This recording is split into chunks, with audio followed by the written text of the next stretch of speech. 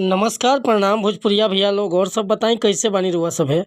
उम्मीद करता नहीं रुआ सब ठीक ठाक होखा भैया और हमहूँ ठीक बानी। तो स्वागत बाटे आप सबके राइटर विजय बागी के चैनल पर। और आज उपस्थित बानी रुआ सबके बीच में लेके श्रृंगार रस के गीत भोजपुरी में बहुत बढ़िया गीत के रचना कैले बानी। एकदम नया सॉन्ग बा, बस नया म्यूजिक बनवा के या बढ़िया ढंग से गायकी कर देता नहीं तो गाना 100% बज जाए भैया। बहुत बढ़िया गीत बाटे। तो चलिए देर ना करते हुए मैटर के शुरुआत कइल जा कि कैसे गीत के गावे के बा, का एकर धुन बा, का लय बा। लेकिन वीडियो स्टार्ट करे से पहले भी एगो बात बतावल चाहब कि रुआ अगर नया सिंगर बानी आ सिंगिंग में इंटरेस्ट बा, अच्छा मैटर के तलाश में भटकतानी, सही ढंग के गीत नइखे मिलत, बढ़िया तुकबंदी नइखे मिलत, चाहे मन पसंद के मैटर नइखे मिलत, तो भैया अगर हमरा चैनल पर आ गइल बानी तो एकदम निश्चिंत रही, निराश भइला के जरूरत नइखे। रुआ जैसन भी मैटर चाहत होखब लिखवावे के बिल्कुल उचित चार्ज पर हुआ कि फर्स्ट क्लास के मैटर मिल जाए भैया। काहे कि हम हर तरह के गीत लिखेनी, हिंदी में भी, भोजपुरी में भी, ट्रैक पर भी और नया सॉन्ग भी। रुआ कैसन को मैटर लिखवाओ बा, जैसे कि लोकगीत, sad song, love song, romantic song, orchestra गीत, भक्ति भजन, ताए धोबी गीत, पूर्वी गीत, निर्गुण गीत, हर तरह के मैटर मिली भैया।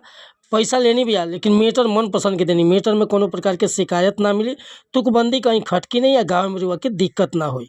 तो ये खतरा कहल चाहे आपकी चैनल पर पहली बार आयल बन तो चैनल के सब्सक्राइब कर ली, बेल आइकन प्रेस कर ली, ताकि हर रोज़ रोज हमारा वीडियो का सबसे पहले अपडेट मिलत रही।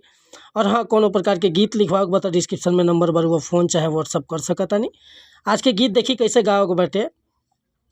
एगो लड़का बड़ा भाव में कहता कि आँखी के कजरा करेला घवाही, आ गोरे गोरे गलिया मचावे तबाही। का हो का इरादा बा।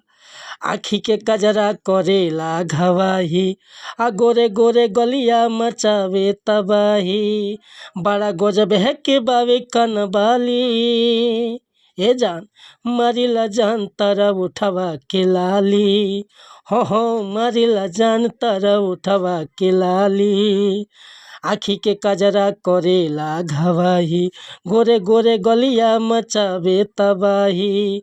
आ बड़ा गजब के बावे कनबाली, ए जान मारिला जान तारा उठवा के लाली, मारिला जान तारा उठवा के लाली। तो भैया अगर हमसे गाँव में कोनो त्रुटि भइल हुई तो क्षमा चाहता नहीं। रउआ एकरा के बढ़िया से बनवा के म्यूजिक का बढ़िया ढंग से गायकी कर देता नहीं तो गाना 100% बच जाई भैया।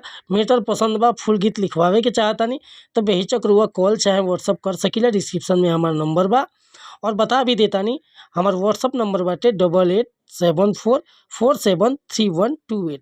रुआ कोनो भी प्रकार के मैटर लिखवावे खतरा चाहे नया म्यूजिक बनवावे खतरा फ़ोन चाहे व्हाट्सअप कर सकता नहीं भैया। और वीडियो पसंद आए तो एगो लाइक करब, कमेंट करब, आ चैनल पर अगर पहली बार आए तो चैनल के सब्सक्राइब कर ले।